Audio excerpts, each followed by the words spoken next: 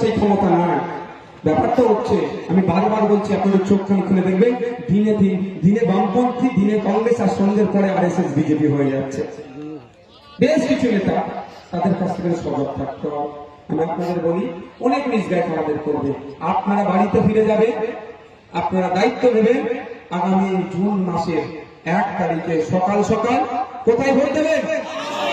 সকাল সকাল ধান চিহ্নে ভোটটা দিয়ে আমাদের এখান থেকে ব্যাপকভাবে লিড দেবেন।